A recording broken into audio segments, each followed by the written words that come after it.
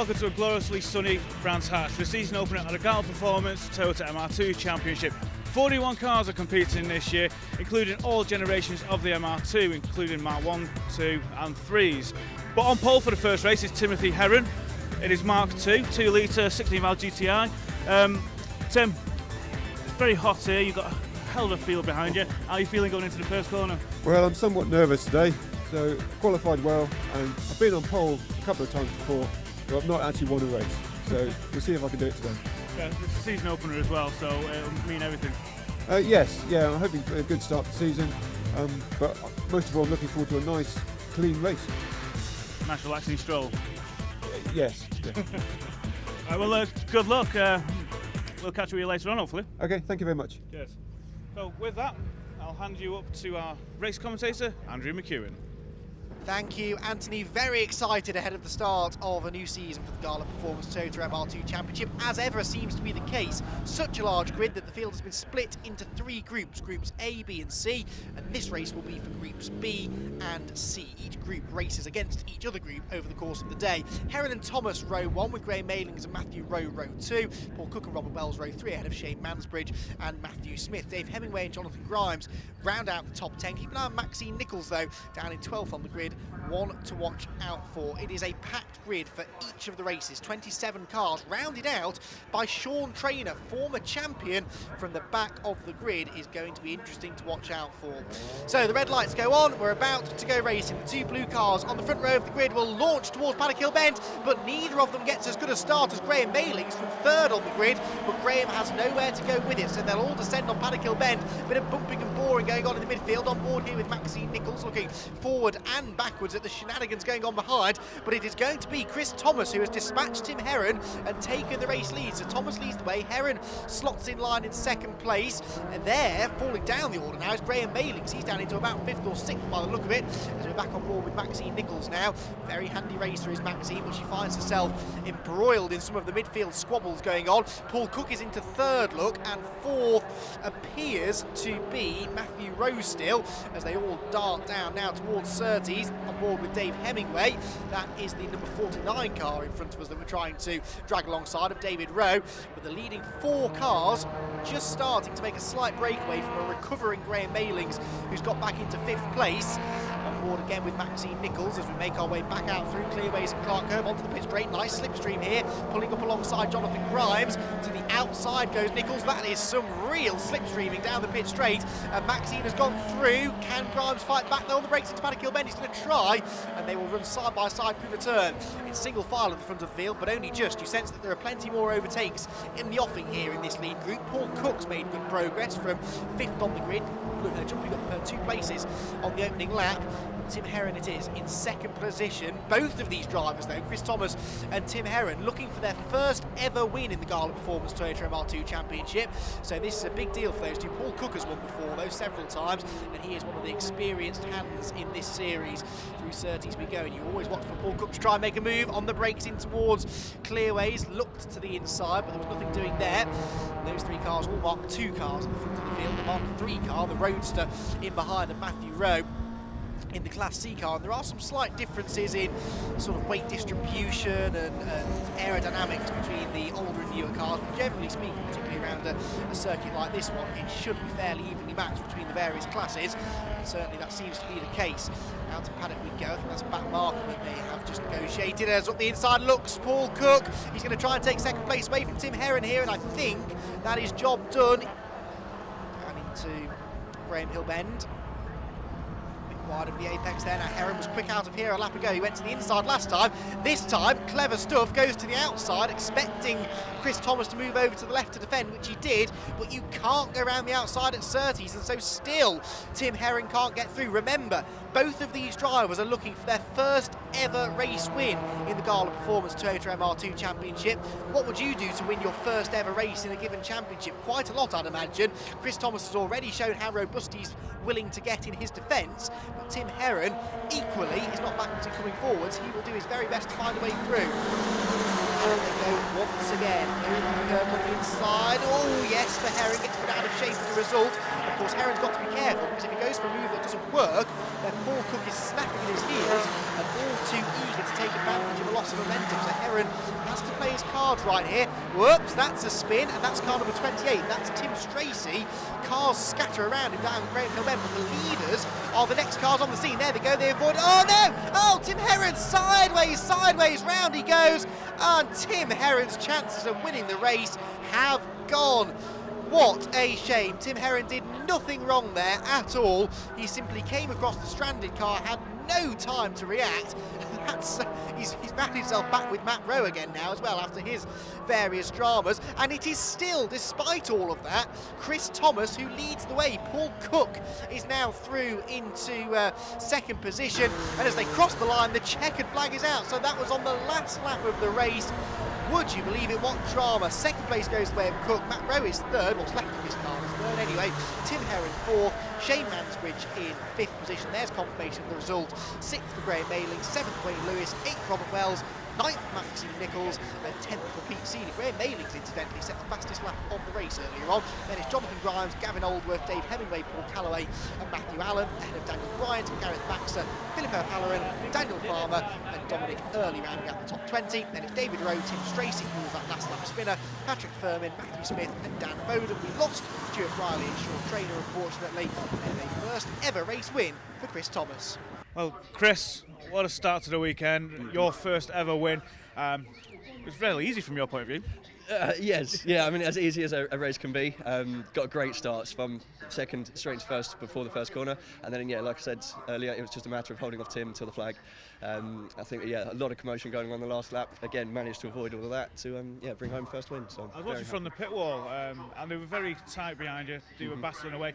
I would have thought that would give you breathing space, but it didn't. You would have thought, but it's just the layout of Brands Hatch, the top corner up there, Druids. It's such a wide corner. It's so easy to slip up the inside. So, I mean, essentially, I had to defend the whole race, and obviously, being my first win as well, I wanted to be extra cautious just to make sure that I got it. So, yeah, no, very happy that I did. Very happy. Well done. Thank you very much. Thank you. All for race team. Well, Paul, what a busy race. You've got to be happy with the podium.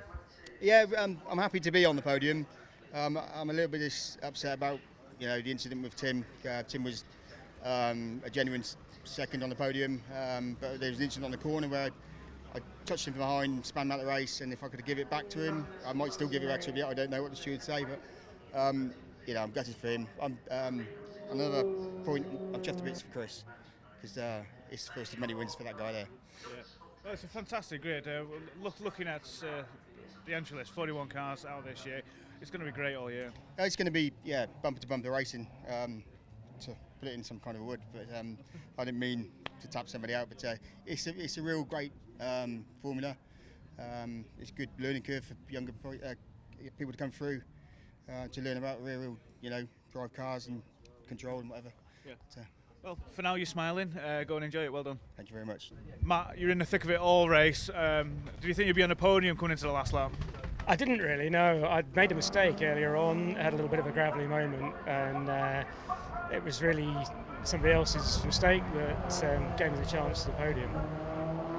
Race 2 for the Gala Performance Toyota MR2 Championship is about to get underway. Cars lined up in the assembly area. Ben Rowe is on pole position. He was third in the championship in 2017. But we're going to have a quick chat with Chris Valentine, who's actually right at the back of the grid. He is used to racing in Porsches. He raced in Porsche Boxsters, Porsche 924s. However, with the MR2 being a mid-engine car, rear-wheel drive, similar performance to a Porsche. Chris, you're used to Porsches. How does this compare?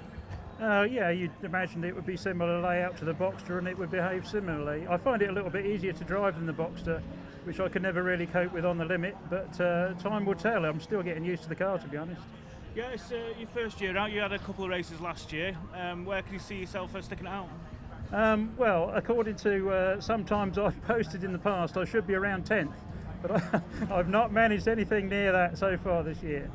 All right, well, good luck on this first race for you. Thank you. Yes. So with that, I'll hand you up to our race commentator, Andy McEwen, for race 2. Thanks, Anthony. So Group C and A next up, so we'll see a few familiar names here. Ben Rowe and Mick Nichols, though, it's their first race of the day. Chris Thomas and Matt Rowe, they were out earlier on. Then it's Josh Brooks and Robert Wells, with Will Powell and Shane Mansbridge. Peter Higton and David Sheed round out the top 10. Keep an eye on Adam Lockwood from 11th on the grid. He should make some decent progress from there. Another full grid, 27 cars, right the way down to Stuart Briley, who was a retirement in the first race of the day. So as I said, it's 3 groups of cars, groups A, B and C. Each group races each other and each group has 2 races in the day. So this is the second race for Group C, the first for Group A. And the lights are out and we are away. So Maxine Nichols we're on board with again for this one. In this her second and final race of the weekend. She's once more embroiled in the midfield battles as they head towards Paddock Hill Bend. It's the black car of Ben Rowe, third in the championship last year, that leads the way out. Paddock Hill Bend. He's a bit slow on the exit, and so Mick Nichols almost gets back up the inside in towards the right-hander at Druids. Can't quite do it there. There's a bit of a squeeze going on here though. In the middle there is Robert Wells, and that almost got a bit close for comfort through Druids. On board again with Maxine Nichols, so we've got both the Nichols in the race in this one, but Mick Nichols widely regarded as one of the fastest Mark III drivers out there. There's our race 1 winner, Chris Thomas. A little bit further back in this one, bit of overtaking. He's done from 4th place. He's got one of his sparring partners from race 1 right behind him in the shape of Matthew Rowe. Sideways there for Mick Nichols, and even more sideways in behind him there is the grey and pink car. That's Josh Brooks. Josh started in 5th place on the grid. He's gained 2 spots to get into 3rd on the first lap. So good start from him. Around the outside there was going car number 4. That's Peter Higton, who was trying to make a move stick. Here comes Chris Thomas trying to do the same to Josh Brooks, and he's up the inside, and Brooks, well, he may have made a good start, but that attempt at a move that he made at Clearways has lost him momentum down the pit straight. It costs him 3rd place, but for how much longer? Because the distinctive grey and pink liveried car is back up the inside at Druids, and I think he's about to retake the position, is he? He'll run right out to the edge of the road on the exit, shows Chris Thomas the curb on the outside, and goes back through. So that is a textbook example of how you execute that switchback manoeuvre coming through Paddock Hill Bend. Good stuff that from Josh Brooks, and that brings Matthew Rowe back into the equation now as they stream their way through the left-hander at Surtees into the right-hander at McLaren. There's that little kink, and then the tight right-hander at Clearways, which is a possible overtaking opportunity, but it is tricky to do. This is a good view. On board with Shane Mansbridge here.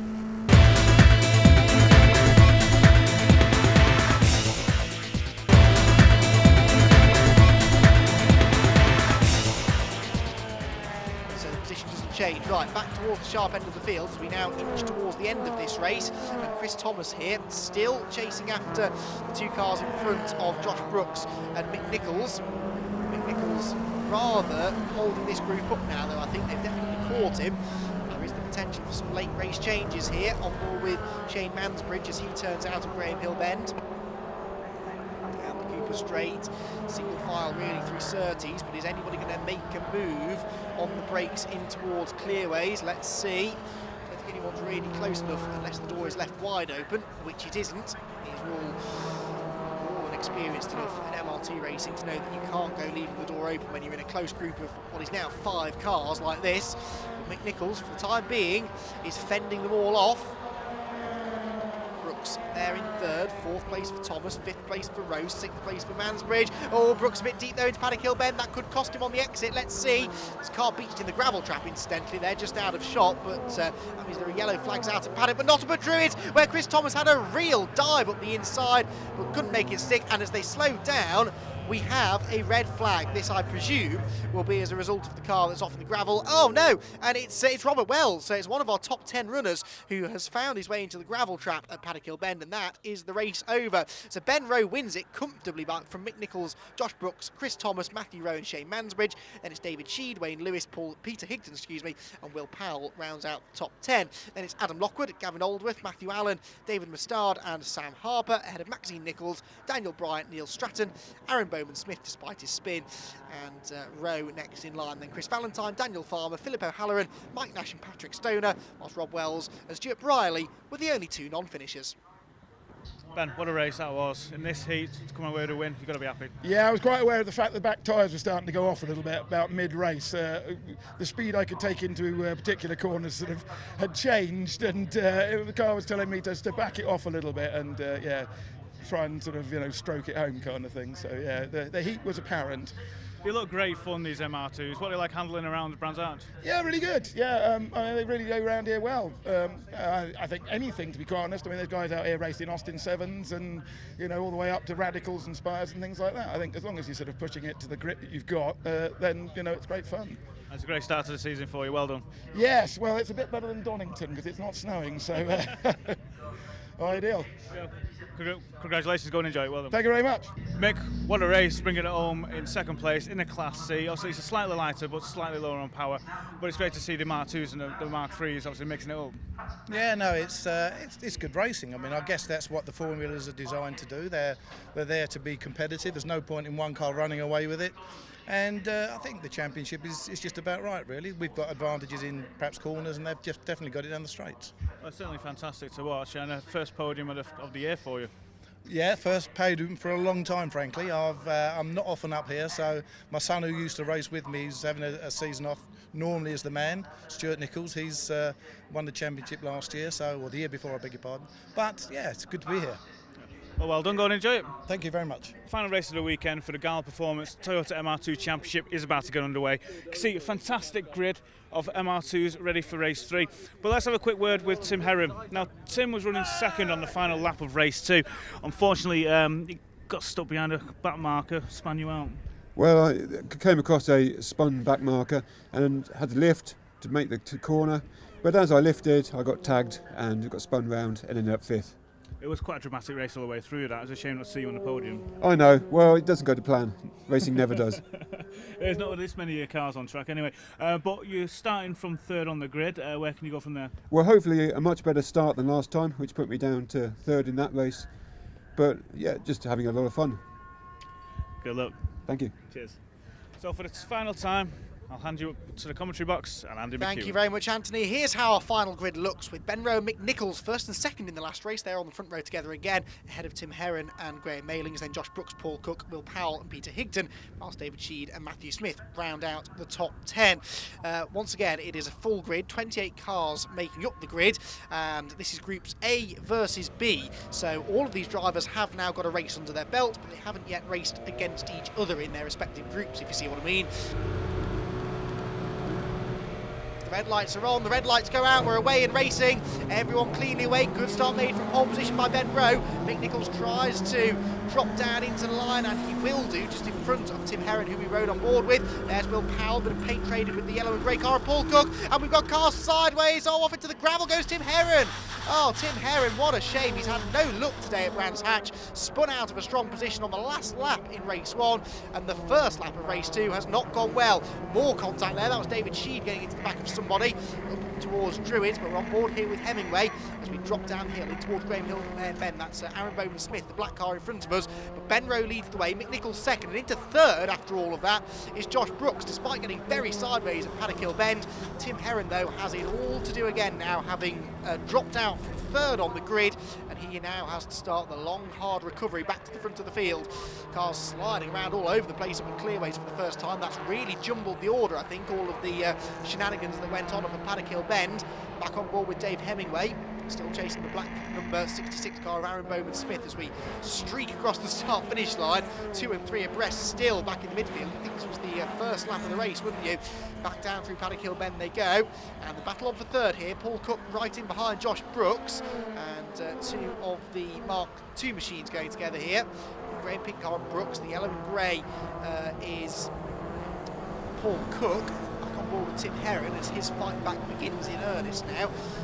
Will be still targeting a top 10 or 15, I'd imagine, and we've got a change for second out of nowhere. That was Josh Brooks on the inside of Mick Nichols, but they both run wide onto the grass, and that means that Nichols gets the run back on him and gets back ahead. Oh, contact between Cook and Josh Brooks, and Josh Brooks is off, and well, you sort of saw that coming. That was an awful lot of paint being traded throughout those previous 2 corners, and unfortunately it's Josh Brooks, who oh so briefly was into 2nd place, who ends up off the road. Tim Herron now will be picking up another place as a result of that, but they are 2 quick drivers now to watch for, trying to work their way back up the order.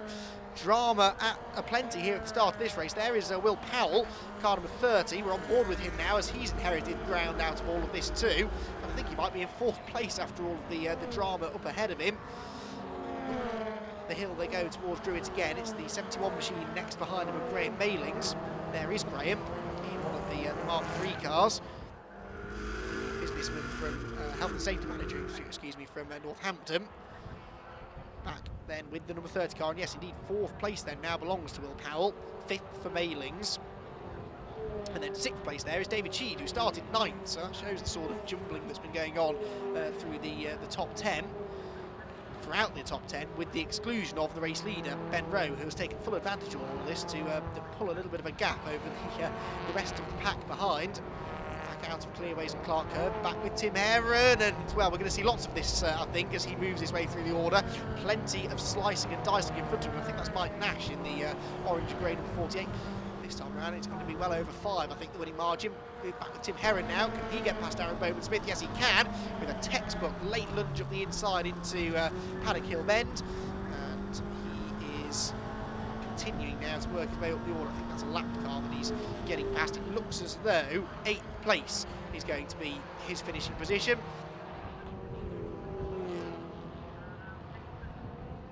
About to come through though onto what I believe will be his final lap is Ben Rowe, and Ben Rowe has pulled out this very comfortable margin now. It's well over a 5-second margin over Mick Nichols in second and Graham Maylings in third. Really all of the battling in this one, unlike really the first two races, has been for positions outside the podium.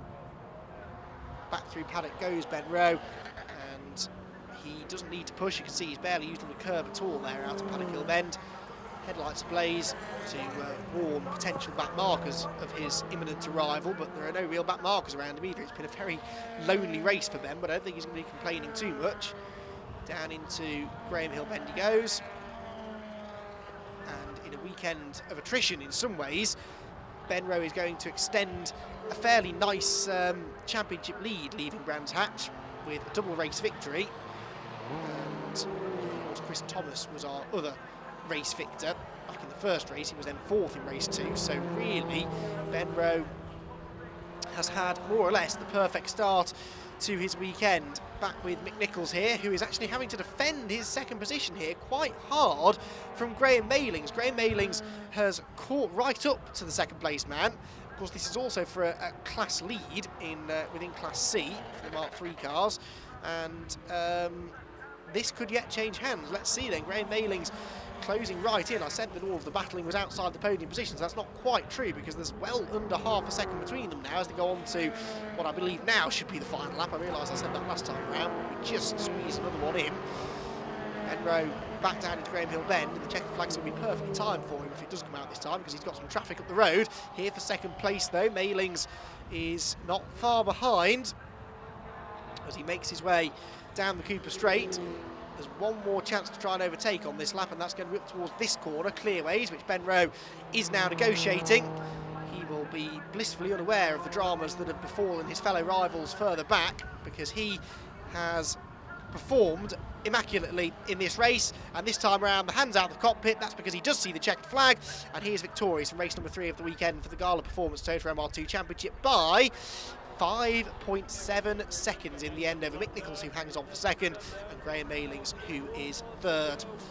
Well, a dominant performance there from Ben Rowe. There's confirmation of your result. Off the podium were David Sheed and Peter Higton, 4th and 5th, ahead of Matthew Smith, Will Powell. Tim Herron recovered to 8th, not a bad job for him. From Pete Seeley and Adam Lockwood rounding out the top 10. Lockwood wins in the Mark 1s ahead of Hemingway and Jonathan Grimes. David Mustard was 13th, Gareth Baxter 14th, and Aaron Bowman-Smith dropped well back to 15th there in the last few laps. Not sure what happened to him. We lost Paul Calloway, Paul Cook, who we mentioned, Josh Brooks, and unfortunately Sean Trainer was a non-starter.